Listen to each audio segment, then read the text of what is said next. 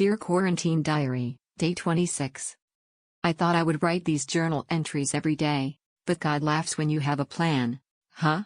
Instead, I submitted an article to CRY Mag and continued drafting a whip to keep myself writing. I've been thinking about several pieces and comments that deal with, you don't have to write that novel when you are in quarantine. Although it is not for me, I completely get it. When someone has that sentiment, they are trying to take the pressure off having to write a novel, which is a massive endeavor, in an already turbulent time. But what if writing keeps you sane? I mean, it does for me. Writing is my me time.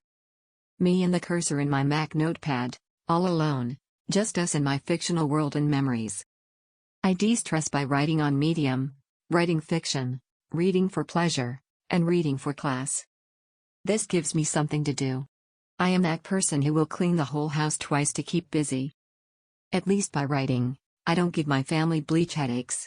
However, I'm giving myself permission to not watch the news. I've changed from my morning routine.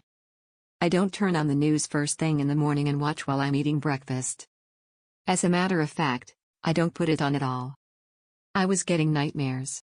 In the reply to the article, I wrote we are all so different.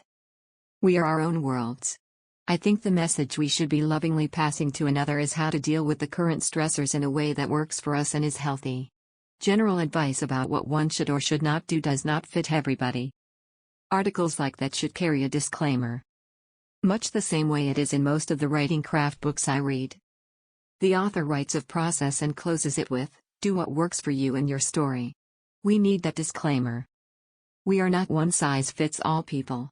How can someone say you don't have to do something to another who feels that something is the only thing keeping them from crawling the walls? When I'm under stress, I don't want to think, period. Because the thought that is causing the stress is ruminating inside my head. If I go in there, I will see it. If I peek at it, I will see it.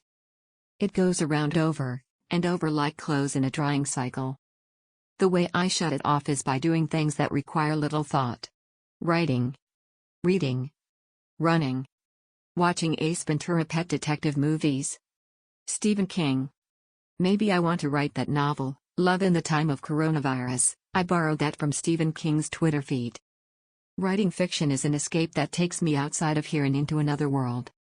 While everything else changes by the minute, words are the only thing constant and known in my life. I'm giving myself permission to write as much or as little as I want. To sketch characters and fall into my fictional world because at least I know how it ends there. Not so much here. P.S. If you noticed, I'm getting smarter in editing my articles on Medium.